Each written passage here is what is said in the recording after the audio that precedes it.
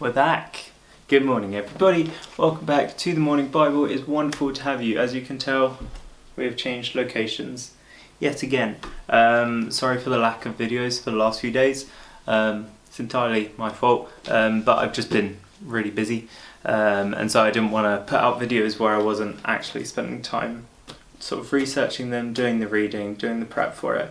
And so I thought it would be better to wait until I was a bit more free, and hopefully now I'm free sort of fairly permanently, so I can now just focus on doing these and actually get them to a stage where I'm happy with them. But all that aside, welcome to Luke chapter 21. We're going to jump straight in. Really short passage today, but actually a lot to learn from it. It's a good one because it gives us a chance to jump into the Old Testament. I always like it when we get to do a bit of cross comparison. So, Luke chapter 21 from verse 1, it says, Jesus looked up and saw the rich putting their gifts into the offering box. So pause already. We are still in the temple. We've been in the temple, well, we were in the temple before our break, and we're still there now. In this temple they had 13 offering boxes. These were like little boxes where you would come and you would donate a percentage of your money, a percentage of what you had to the temple to keep it running, to sort of fund God's work. And this is something that the church still does to this day. Most churches will have sort of regular donations set up for all the people who are attending, because the church sort of runs out of charity and out of generosity and out of giving. It isn't sort of a profit seeking organisation at all, and so this is how it was running back then as well. And so we have these offering boxes, and Jesus saw a poor woman put in two small copper coins. So first up it says we saw the rich people putting their gifts into the offering boxes. So it describes gifts. It doesn't say sort of how much they're giving, but the fact that it's gifts and isn't just a small amount of money sort of shows that they're giving quite a lot. They're giving quite generously, and also the fact that it says they're rich. The expectation is if they're rich, they're giving quite a lot. But Jesus sees there's a poor woman who goes up to her and she just puts in two small copper coins. Notes in my Bible were telling me that these copper coins are very small. They're about a centimetre across. So that's like the size of your iris. Really, really small copper coins. And just two of them, if you had them in your hand, they'd look almost like nothing. It's less than 2p. It really doesn't seem like very much at all. And so this poor widow is putting these 2 coins in. And so Jesus sees this and he decides to make an example of this. Not a negative example, a positive example. He says, truly I tell you, this poor widow, has put in more than all of them. For they all contributed out of their abundance, but she out of her poverty put in all she had to live on. So that's the end of this passage. It's a really short one, but there's a good little message here. It's a very simple message. It's very plainly packaged. Jesus says, truly I tell you, this poor widow has put in more than all of them. In a monetary sense, she hasn't put in more than all of them. These are rich people. They'll be throwing, gold coins and silver coins and all these other gifts into these offering boxes. They'll just be filling them up with stuff. This woman's just put in 2 tiny coins. So Jesus doesn't mean she's put in more in a monetary sense, in a worldly sense. But Jesus is saying, they all contributed out of their abundance. So these people have a lot. They have enough to live on, and then this big chunk extra. And they're giving out this big chunk extra. This woman has this much to live on and no extra, and yet she is giving out of what she has to live on. Jesus says she out of her poverty put in all that she had to live on. And so this isn't a new message, this isn't a new command that Jesus is giving. This actually comes from quite far back in the Old Testament. So we're going to quickly jump back to 2 Samuel, right at the end of 2 Samuel, chapter 24, verse 24. Well, I'll read a little bit before verse 24. So this is right at the end, and there is a man named Araunah. We're going to go with Araunah. That's definitely not how it's pronounced. But he's come to David, and he's giving David things to offer.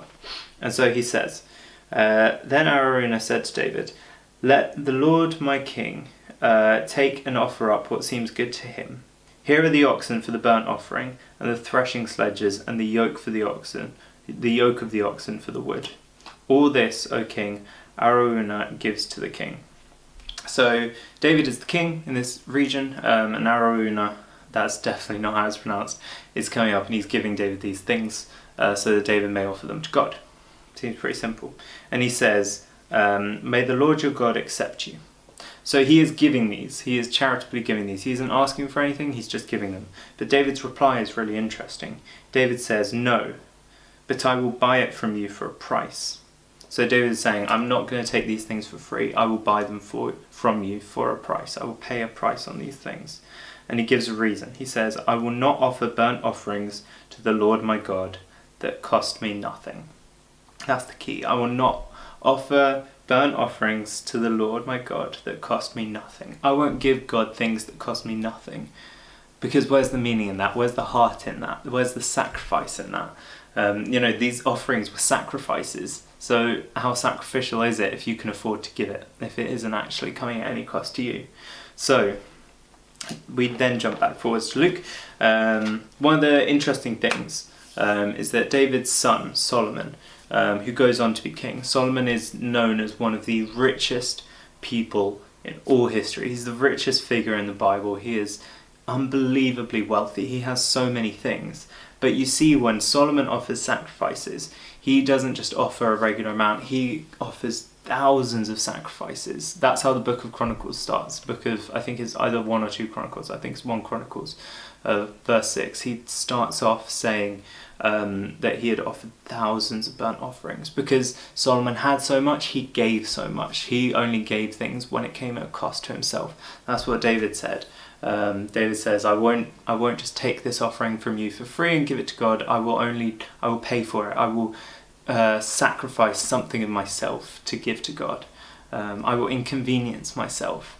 I will put myself under a greater level of hardship to a degree to give this sacrifice to God. And so when we come back to this widow, she is the complete opposite of the spectrum. We've got the really rich King David and King Solomon who are paying for these sacrifices, and they would have been paying a lot of money for them. And now we look at this poor widow, and she just has these 2 little copper coins. But in reality, those 2 little copper coins would have bought her lunch. They would have bought her dinner. They would have bought her a roof over her head. These 2 copper coins are really, really important in this woman's life. And so she doesn't really have an extra to give, but she chooses to give these coins anyway. She chooses to give out of her poverty. And Jesus says that's the model that we should be following. We shouldn't just give when we have plenty of things and we can give a bit extra. We should be giving when we have nothing. That's how we should be giving. And so who does Jesus mean giving to? Well, in this context, it's giving to the temple. Today that means giving to the church, or giving to charities, giving to good causes, or giving to friends. If you have friends who you know are struggling, having a sensitive conversation with them and saying, actually, do you need some support right now?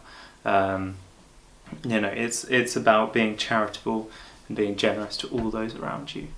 Giving out of an abundance, not hanging on to the money of the world, but give freely and know that God sees it and that God has a reward for you, and that God, by doing so, by giving so generously, we are matching the generous giving that God has for us, where he gives us so much. And he gave the ultimate sacrifice of Jesus coming down and dying on the cross. So in reality, sacrificing a percentage of our wealth, our worldly income, is nothing in comparison to God sending his own son to die. That's a very big sacrifice. And so we can make a bit of room for sacrifices in our own lives. That's today's passage. And it's always nice to jump into the Old Testament for these. I always enjoy it. I'm back. Morning Bible is back. And I can't wait to see you again tomorrow for what we have in store. Bye.